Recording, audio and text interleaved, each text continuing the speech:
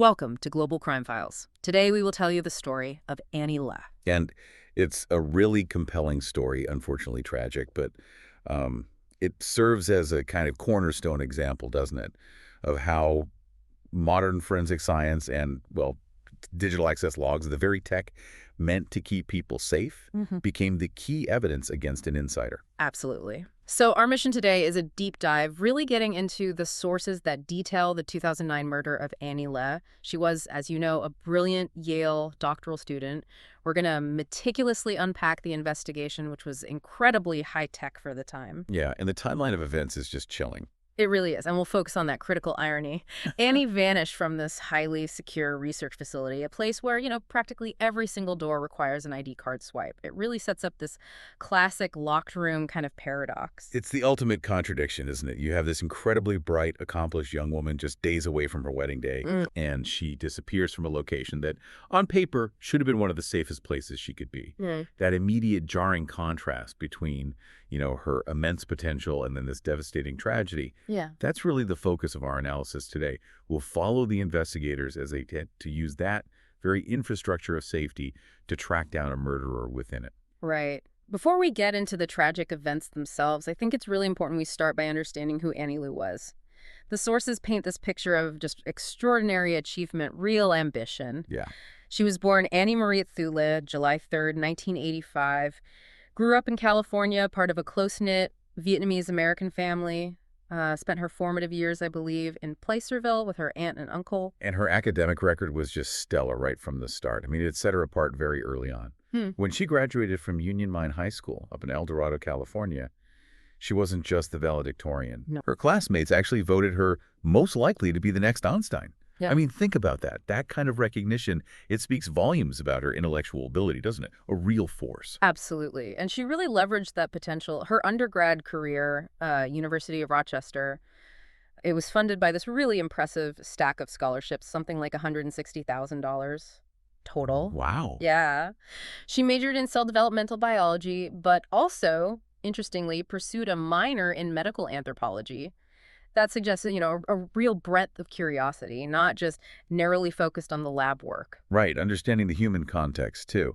And by 2007, she had earned her place in one of the world's most demanding graduate programs, Yale's Pharmacology PhD program. And her research wasn't just abstract theory. It was really focused on practical applications, treatments for chronic diseases like diabetes, various forms of cancer. She was entering her final year in 2009, doing the kind of high-stakes research that really defined her future. She was genuinely poised to make a real contribution to science. And alongside all that intense academic focus, her personal life seemed just as vibrant. She'd been engaged since July 2008 to Jonathan Wadowski. He was a graduate student too, but at Columbia University studying applied physics and mathematics. Right, so two highly intelligent people, two scientists, ready to start their life together. Exactly. The wedding date was set for Sunday, September 13th, 2009. It was scheduled to take place in Syosset, New York. You can just imagine the anticipation, especially in that final week. Oh, absolutely. And we know from friends' accounts that Annie was navigating that familiar mix, the pre-wedding nerves, but also just intense excitement. Right. One friend recalled her meticulously detailing her preparations, like planning the weather patterns even. Really? Yeah, making sure every single detail, right down to these table napkins and the flowers, was just perfect. These are all signs of a life totally focused on moving forward, on joy, on building something. Which just makes the context of something she wrote earlier that year, well, utterly chilling. Just 7 months before, February 2009, Annie Le had actually authored an article for the Yale Medical School's B magazine, and the title was Crime and Safety in New Haven. It's almost unbelievable, isn't it? Just Yeah. a piece of deeply tragic irony. She was clearly aware of the safety issues that can, plague dense academic and urban areas around campuses. She wrote about how to navigate those risks. Yeah. And yet the danger she ultimately faced wasn't lurking outside Yale's secure perimeter. It was waiting right there, inside. You have to wonder, did that detail immediately make the police think? Did they view this as maybe a targeted attack from the start, precisely because she was so safety conscious and had even written about it? It certainly must have reinforced the idea that she wasn't someone who'd willingly put herself in danger. It probably helped them quickly rule out the possibility of, say, a voluntary disappearance and pointed straight towards foul play within that controlled environment. Okay, Let's pivot now to Tuesday, September 8th, 2009. That's the day Anila was last definitively seen alive. And the timeline here, it's almost entirely dictated by Yale's own technological infrastructure. Right. So she followed what seemed like a completely normal morning routine, left her apartment, took the Yale Transit shuttle to her main office in the Sterling Hall of Medicine building. And here's where we get the first really critical clue for the investigators: what she left behind. Mhm. She left her purse, her cash, credit cards, her cell phone, and even her keys right there in the Sterling Hall office. And that omission is just vital, isn't it? It's such a definitive signal that she absolutely intended to return shortly. Yeah. She wasn't packing up to run a long errand or leave for the day. She was clearly just stepping out quickly. Yeah, exactly. The only thing she took with her, the one item required for access to her research area, was her Yale ID card. She then walked that very short distance, maybe a minute or two, over to the research building at 10 Amistad Street. That's where her dedicated lab space, room G13, was located. And we know from CCTV footage, it confirms her entry just after 10 a.m. using her required ID swipe. And this brings us right back to that locked room paradox you mentioned earlier. Exactly. The Amistad Street building, you have to understand, was a highly restricted facility. It was equipped with something like 75 security cameras covering practically every corridor, every entrance. Access required that unique Yale ID card, not just for exterior doors, but for many internal doors too, especially those leading into sensitive research areas. So Anila was confirmed entering. Right. But the comprehensive security system, all those cameras, all those logs, never once recorded her exiting the building. Never. So when she hadn't returned home by 9 p.m. that evening, her 5 housemates, who knew how careful and punctual she was, rightly reported her missing.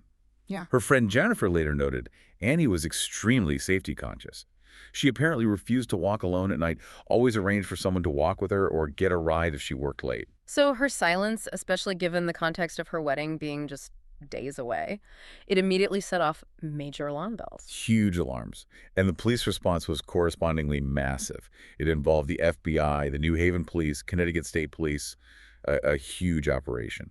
And because of the building's rigid security protocols, the entire Amistad Street facility was immediately locked down. It became the absolute center of the investigation. They started this wide-scale search, right? Even extending it, I read, to the Hartford dump where Yale's garbage is incinerated. Looking for anything, a personal item, some trace. Yeah, they were casting a wide net initially, just in case.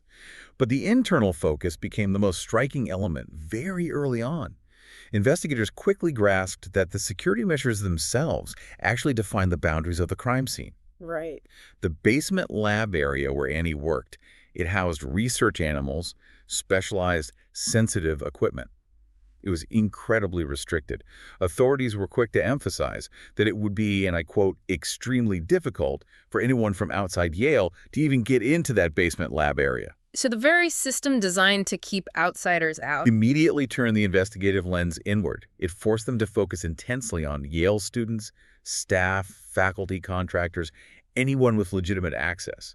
The security wasn't just a safeguard in this case. It became the ultimate filter, didn't it? Narrowing the potential suspect pool from, well, potentially millions down to just a few hundred people who could actually get into that specific area. It pretty much guaranteed right from the start that the perpetrator had to be an insider. Yeah. And given how sealed off the crime scene effectively was, those initial broader sweeps of the building, they actually failed to locate Annie. The security footage was clear. She hadn't walked out. Yet, she wasn't anywhere to be found in the easily accessible areas. But let's quickly flag a really critical piece of the timeline from that specific day, September 8th. At 12:50 p.m., a fire alarm sounded in the 10 Amistad Street building. It triggered a mandatory evacuation. Now, this event, which might have seemed random at the time, Right. would later prove to be an absolutely invaluable time marker for investigators trying to piece together the killer's actions. Precisely. It gave them a window.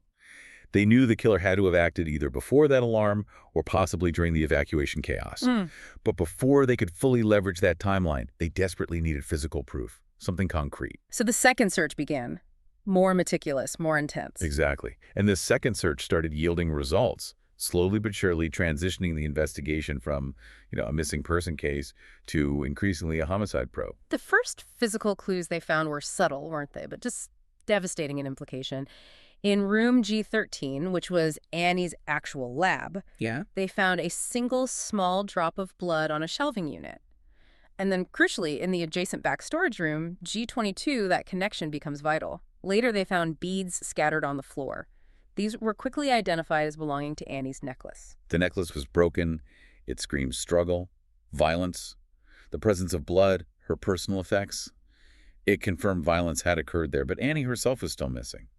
The search then escalated dramatically when investigators noticed something odd, something unusual with the ceiling tiles in that area. Lifting one of the tiles revealed something hidden in the void space above the room: bloody clothes and a single blue surgical glove. And we know from the published reports, initial testing confirmed pretty quickly that clothing was not Annie's. Correct.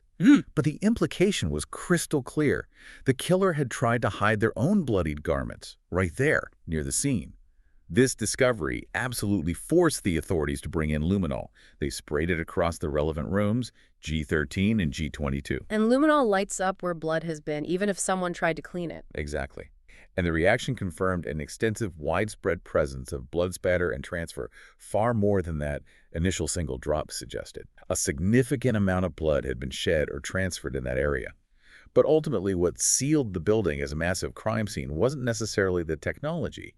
It was something much more primal. The smell. Yes, the simple, inescapable reality of decomposition.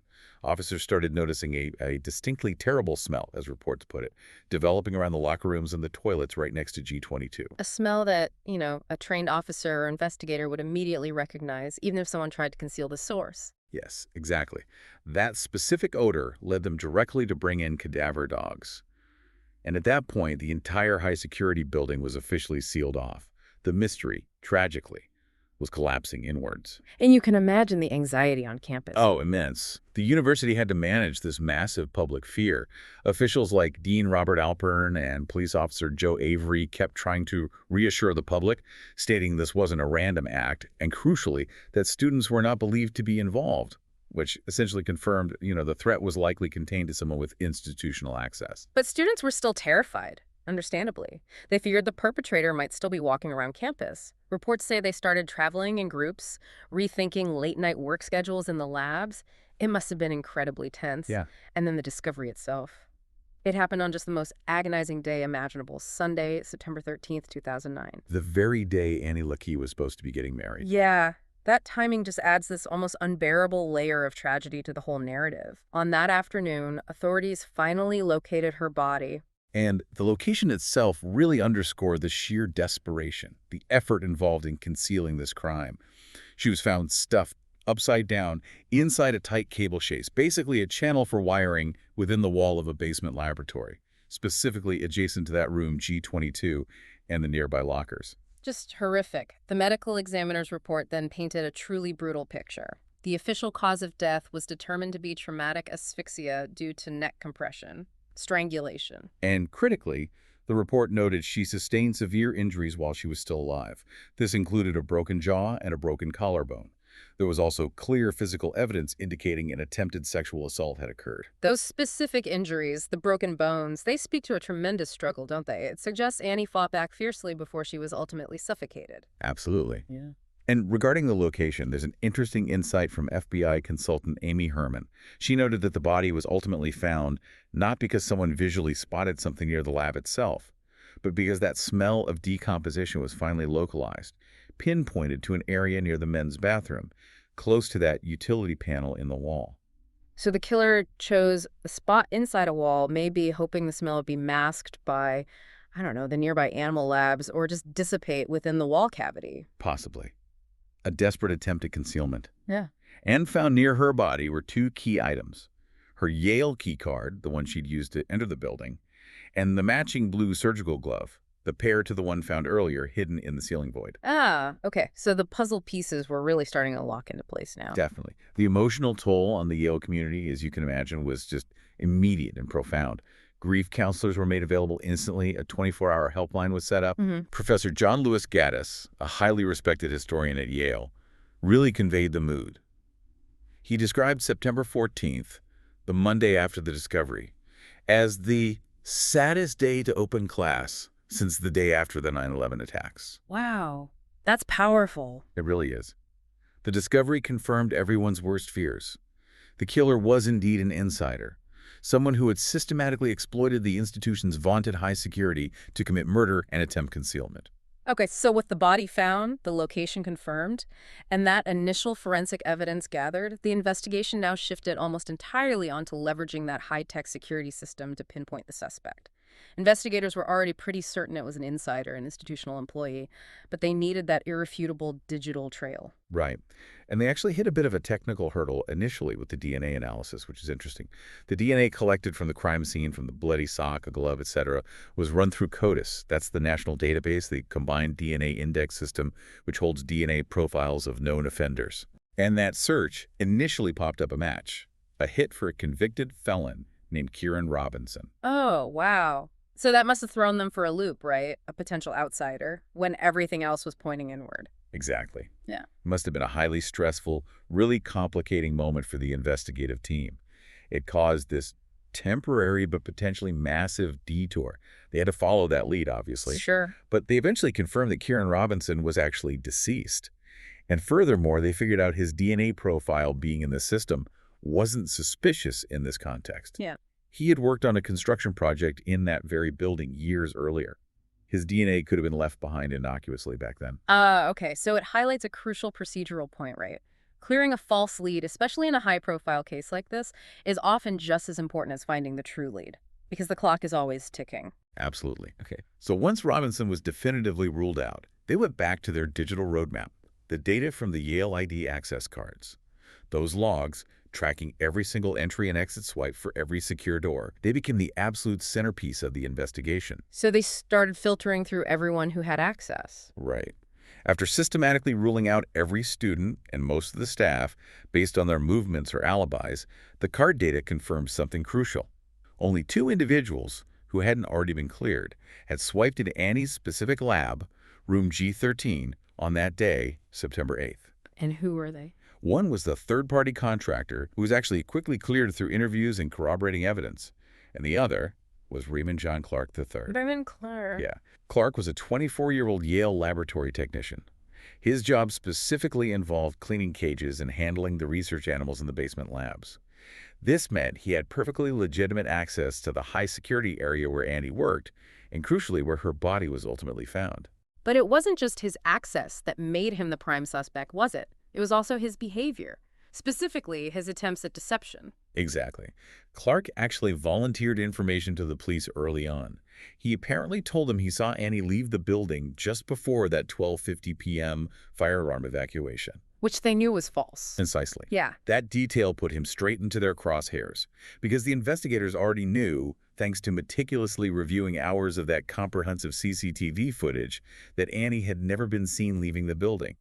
Clark's supposedly helpful voluntary statement directly contradicted the unassailable digital evidence. It marked him immediately as a liar and therefore a huge person of interest. And then came the really devastating digital timeline provided by his own keycard data. Oh yeah. This was damning. The record showed Clark's keycard was used to go in and out of room G13 and the adjacent storage utility room G22, the exact area of the crime and concealment, a staggering total of 55 times just between 10:40 a.m. and 3:45 p.m. on September 8th. 55 times, in less than 5 hours. 55 times. Let's just analyze that number for a second. That's an average of a swipe roughly every 5 or 6 minutes.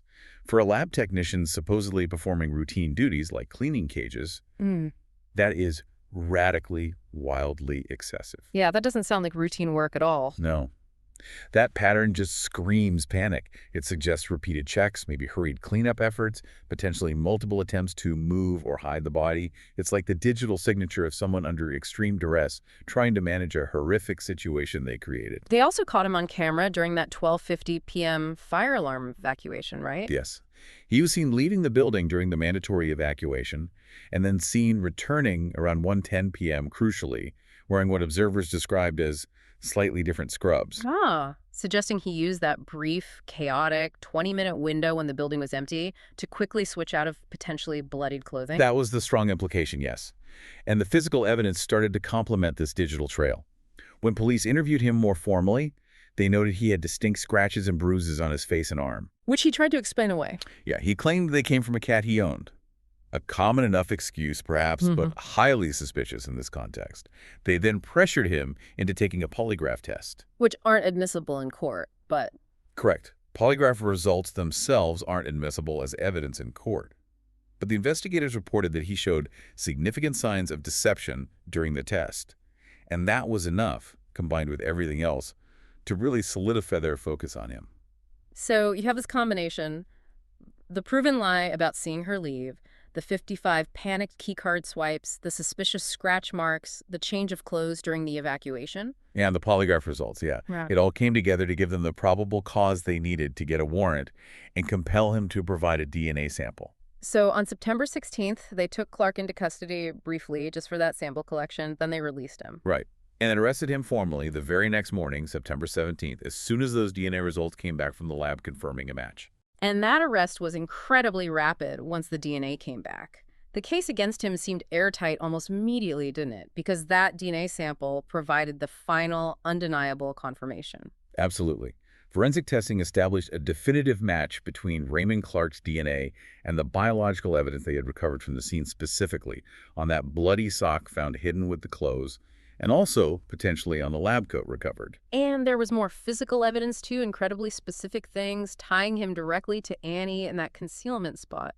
Police located a green ink pen. Yeah, just a regular pen. Which Clark had apparently used earlier that same day to sign into the building's registry logbook. That same pen was found underneath Annie's body when they recovered her from the table chase. And crucially, forensic analysis of that pen found DNA from both Annie Lay and Raymond Clark III. Wow. So that tiny, seemingly innocuous object, just a pen used for administrative logging, becomes this critical piece of trace evidence that basically seals his fate. It proves he was in direct physical contact with her body, likely during the concealment phase. Exactly.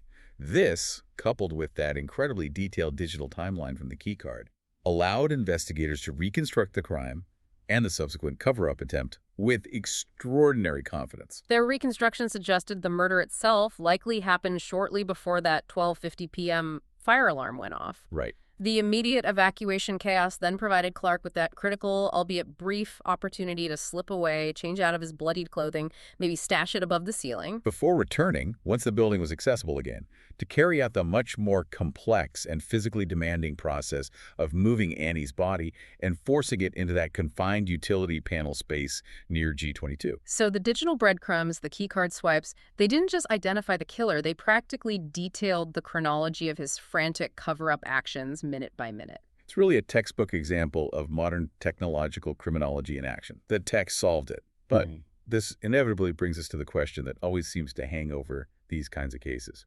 The motive. Why did he do this? And the motive remains the truly elusive gap in this whole narrative, doesn't it?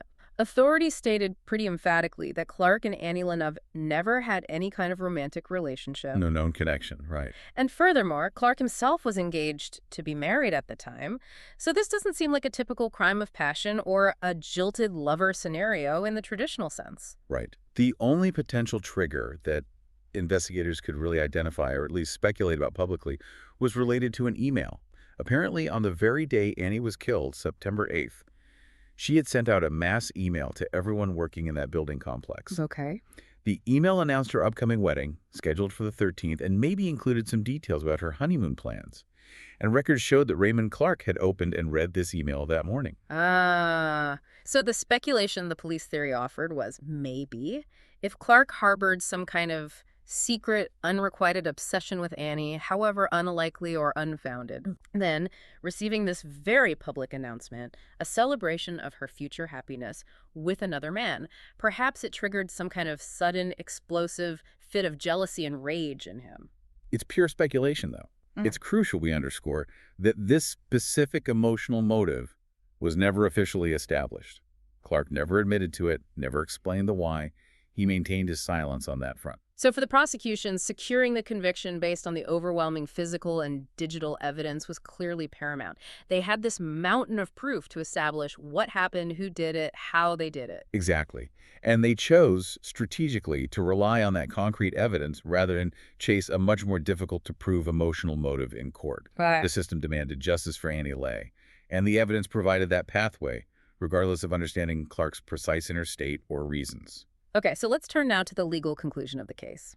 Following his arrest, Raymond Clark was held on incredibly high bail, $3 million. Initially, he maintained his innocence, pleading not guilty to the murder charge back in January 2010. But, facing that absolute mountain of evidence, the DNA matches, those 55 key card swipes, the physical trail of the pen, the scrubs, the location of the body, the defense team eventually negotiated a plea deal. In March 2011, Clark reversed his stance. He pleaded guilty to the primary charge of murder. And in exchange? In exchange for that guilty plea on the murder charge, the prosecution agreed to a sentence recommendation of 44 years in prison. Now, there was also the additional charge of attempted sexual assault. How was that handled in the plea deal? Right. For that specific charge, Clark utilized a particular legal mechanism known as the Alford plea.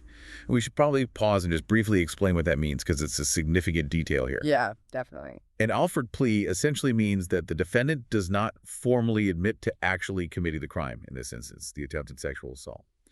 But they do concede legally that the prosecution possesses sufficient evidence to very likely secure a conviction if the case were to go to a full trial. So it's a way of accepting the punishment without admitting the act itself. Pretty much. It's often used in high-stakes cases like this, perhaps when a defendant fears an even worse outcome at trial, like maybe life imprisonment without parole, but they still want to, maybe for personal reasons or record-keeping, avoid formally admitting guilt to the most heinous or secondary charges. Okay. So Clark was formally sentenced on June 3rd, 2011 to that agreed-upon 44 years. And reports from the sentencing hearing mentioned his father spoke on his behalf. Yes, his father conveyed that his son expressed extreme remorse for his actions. Clark himself was reportedly sobbing uncontrollably during the proceedings, apparently tormented by the reality and consequences of what he had done. He's currently serving his sentence at the Cheshire Correctional Institution in Connecticut. His initial scheduled release date, based on the 44-year sentence, is September 16th, 2053. He'd be nearly 70 years old by then. Although we should probably note, Connecticut passed a law relatively recently, in 2023, that expanded parole eligibility, particularly for individuals who committed serious crimes when they were younger adults. Since Clark was 24 at the time of the murder, he may actually become eligible for parole consideration somewhat sooner than 2053. I believe the law allows eligibility after serving 60% of the sentence, which in his case would be around 26.4 years. Yeah. So potentially in the late 2030s. Interesting. Okay, moving beyond the legal specifics. This case, maybe unsurprisingly, generated what sources consistently called frenetic media coverage. The scene outside the courthouse, outside Yale, was apparently chaotic. I read one news producer even got trampled in the rush during a police briefing. Yeah, it was intense, but that very intensity, that level of national and even international attention quickly became a point of, well, broader societal critique, didn't it? It did. Columnists started dissecting why this particular murder garnered so much focus compared to, sadly, countless others. Jack Schaefer, writing for Slate at the time, articulated what he saw as a kind of rough rule of thumb in journalism. He argued, pretty bluntly, 3 murders at a Midwestern college equal 1 murder at Harvard or Yale. Oof, that's a harsh assessment. It is harsh, but it really highlights a potentially painful truth, or at least a perception, about media bias, and maybe even how society values victims differently based on background or affiliation. Marian Gale Brown, who was a columnist for the Connecticut Post, expanded on this idea. She argued that Annie Le's case attracted this intense nationwide focus precisely because she was an Ivy Leaguer, someone perceived as having, sky's the limit potential, and she was often described in reports as vivacious, attractive. So the suggestion is the tragedy was deemed more newsworthy, perhaps because of that stark juxtaposition, the elite status, the respected, supposedly safe institution, and then this brutal, unexpected violence from within. Yeah, it underscores uncomfortable questions about how the media, and maybe society at large, chooses which tragedies receive the national spotlight, sometimes based on perceived characteristics of the victim or the setting. The case eventually closed, at least publicly, with Yale spokesman Michael Moran issuing a statement, committing the university to honor the memory of Annie Le, stating that her joy of life and learning is an inspiration to the Yale community. #tag outro. So if we try to synthesize this whole deep dive, the core tragedy, of course, remains the violent, systematic destruction of a truly brilliant future. And the fact that it happened inside what was meant to be a highly secured, protected environment. Yeah, the crime exploited the institution's own protections as a kind of cover, didn't it? Only to be systematically undone by the very systems, those key card access logs, the DNA forensics that were designed, ironically, to track and protect everyone inside. The sophisticated security measures, the technology that was supposed to prevent this kind of crime, ended up being the primary tool used to solve it. It turned that digital trail into the ultimate undeniable witness. And yet, despite the guilty plea, despite the overwhelming weight of evidence, that fundamental question of why did Raymond Clark III commit this horrific murder? It still remains largely unresolved. It's shrouded in that speculation about a possible secret obsession. Yeah. Maybe rage triggered by a simple wedding announcement email. Yeah. But we don't know. The evidence was certainly enough to convict him, absolutely. But it couldn't ultimately illuminate his motive, his heart. We have the conviction, we have the meticulous timeline, the forensic proof. But that specific emotional driver remains a kind of darkness at the core of the case.